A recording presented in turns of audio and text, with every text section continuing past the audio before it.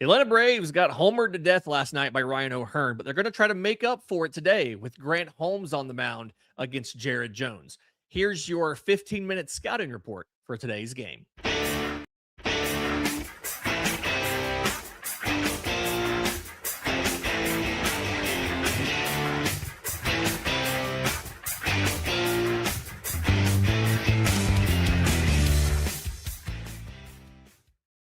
Yes, this is your Braves Today Scouting Report, a production of the Believe Podcast Network and presented to you by FanDuel. I'm Lindsey Crosby. In the next 15 minutes, we're breaking down everything you need to know before first pitch. Today, it's the Braves and the Pittsburgh Pirates in Game 2 of their 3-game series, so let's get into it. Quick update on the weather here. It is going to be very hot, but they should still play. 20 to 30% chance of rain is all there is in Pittsburgh this afternoon. 84-degree temperatures, winds in southwest about 5 miles an hour. So they're going to play baseball today. Lineup for the Braves is pretty much, it's very similar to what we've been seeing recently. Michael Harris II leads off in center field, followed by Ozzie Albies at second base, batting second. Matt Olson at first base, batting third. Drake Baldwin against a righty on the mound gets a DH day. They're just trying to find an opportunity to get him a half day. So he will DH and bat cleanup with Mauricio Dubon in left field batting fifth, Austin Riley at third base batting sixth, and Mike Yastrzemski in right field batting seventh. The new additions to the lineup tonight, since Drake Baldwin's at DH, Joey Bart is behind the plate batting eighth, and then shortstop Jorge Mateo checks in for Jim Jarvis for Jimmy Baseball there, batting ninth. So Harris, Albies, Olson, the DH Baldwin, Dubon and Riley, Yastrzemski, Bart, and Mateo. On the mound for the Braves, Grant Holmes. Got it here. 5-4 with a 3.83 ERA. Estimators say he's been a little bit lucky there, right? 4.59 expected ERA, 5.22 fielding independent pitching. The thing that's starting to worry me a little bit is he's another Brave starter that's dropped below a 20% strikeout rate. So adding to the list, the Martin Perez list, the Bryce Elder list, now Grant Holmes is at 19.9% on a strikeout rate. Whenever you are below 20% on your strikeout rate, it is very difficult to maintain good performance. So just something to worry about there. It is the same 6-pitch mix. Slider, four-seamer lead what he does to both lefties and righties. Against a lefty, he then goes curveball, cutter, change, sinker. Against righties, after slider, four-seamer, he goes sinker, and then just a little bit of sprinkled usage of everything else. The curveball, the changeup, the cutter together equal 8% usage. The thing I still can't figure out, and I need one of our friends who is traveling with the team maybe to ask Grant this, is why he's just pretty much stopped throwing his cutter this year. I know the A's did not want to give him a slider when he was a prospect because they were worried it was going to take away from the effectiveness of his cutter. Has his embrace of this slider that the Braves taught him, has that meant the cutter is no longer as good of a pitch? Or is his embrace of a sinker, which he has added, is that the reason why he's throwing less cutters? Really kind of curious to find out. As always, the thing to watch for with Grant Holmes is the time through the order penalty. Unlike usual when you talk about that for the third time through the order, for Holmes, it's the second time through the order. So the first time he faces guys, he has a 568 OPS. When the lineup turns over and they come out for a second time, they have a 1.051 OPS. So it's not quite double, but it's really close to double what the OPS is the second time. And then the third time, which there's some survivorship bias here because when he really gets blasted the second time through, he doesn't make it to the third. But the third time through, he's back to like a 533 OPS. So just kind of wild, right? When it comes to the lineup and how they've done against Grant Holmes, There's a grand total of 6 at-bats off of Holmes on Pittsburgh's roster. The only one of those that is a hit in those 6 at-bats is Brandon Lau. He's 1 for 1. Which, if you remember yesterday, the only person who had gotten a hit off of Herson Waldrop was Brandon Lau, and he had a home run. So, again, it's not a home run, but Brandon Lau's, again, the only Pirate to have seen and hit Grant Holmes in his career. The lineup for the Pirates is pretty similar with one difference, right? So Jake Mangum leading off in center field again. Brandon Lau moves from DH to second base. So that's the defensive change there. Brian Reynolds is in left field batting third. Esmeralda Valdez is in right field batting cleanup. This generation's Babe Ruth, Ryan O'Hearn, batting fifth at first base. Nick Gonzalez is at third base. Here is the other lineup change. It was I can't remember what his name was, but they had a second baseman in the lineup yesterday. Today it's Marcell Ozuna at DH batting seventh. Can't remember that kid's name. I should remember that. Jared Triolo, the shortstop, is batting eighth, and Henry Davis, the catcher, is batting ninth. So again, it's the same lineup as yesterday, except Marcell Ozuna slips in for, maybe it was Tyler Callahan, batting seventh. Anyway, starting for the Pirates is Jared Jones. 1-1 with a 5.28 ERA, which doesn't seem great, but I want to warn you on some stuff. He's been working his way back from elbow surgery. The stuff has been very good. The results have not. But it's just like when we played the Giants or we played the Padres, and I said, like, hey, Willy Adames is having a bad season. Matt Chapman's having a bad season, but like, they're talented players. They can get you. Jared Jones, statistically, is having a bad season, but he's a talented player and can get you. It's 5.28 ERA. That is a little bit unlucky. His expected ERA is 4.42 and his FIP is 4.36. So he's close to a run over what he should have actually produced. Given that he only has, I think, 7 starts, it's understandable that he's a little bit bigger spread there between his estimators and his actual, right? You're going to have more small sample size shenanigans here. His strikeout rate, 24.6%. It's above average. His walk rate, 8.7%, is right just below league average. So a healthy 16% spread. That's what I want the Braves to have. I want the Braves starters to be something like this. Aesthetically, I just want the Braves to have a rotation like the Pirates. Just a bunch of big burly dudes who fire gas. That's what I want. Jared Jones leads with a four-seamer at 98.6 miles an hour. That is the average velocity. This dude had elbow surgery last year, and he's throwing 99 miles an hour on average. Frustrated that they get this and we don't get this. Come on. His next most used pitch is a slider, 33% usage at 90 miles an hour. I talk about the magic number for a gyro slider to be effective is 85.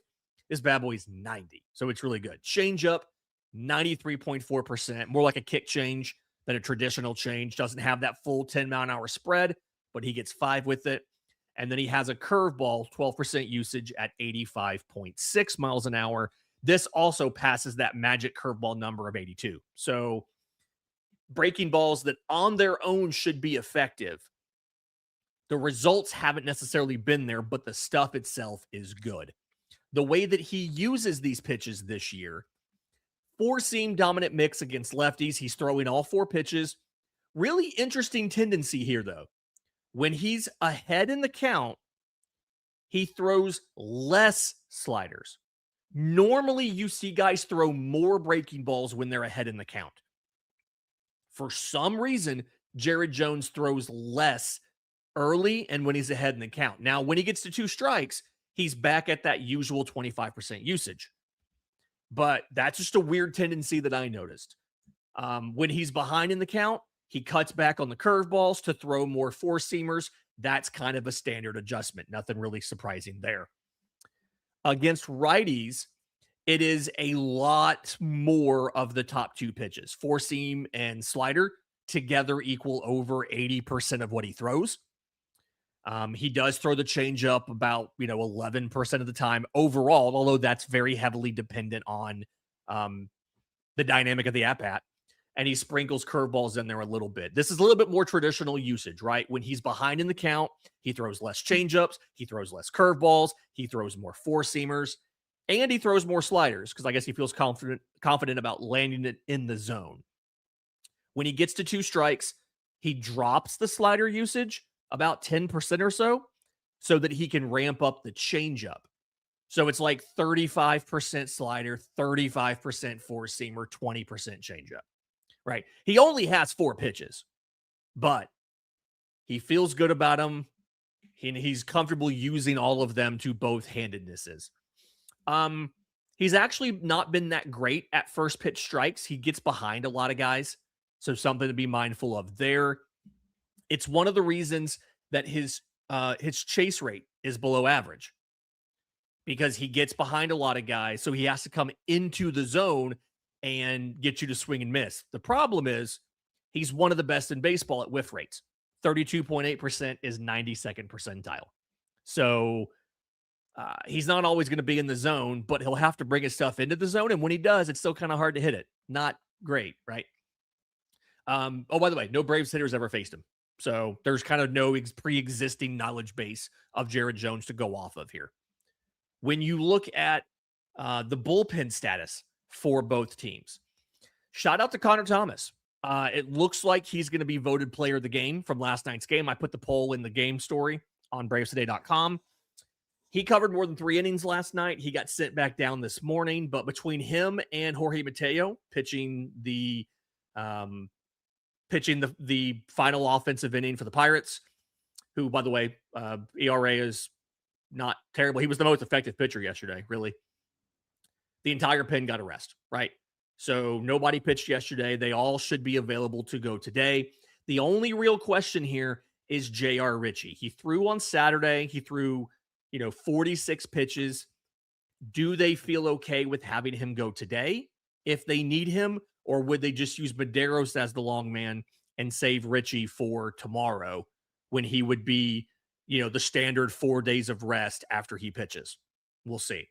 I don't know if they're going to actually use him as a reliever or they're going to give him a starter schedule out of the bullpen.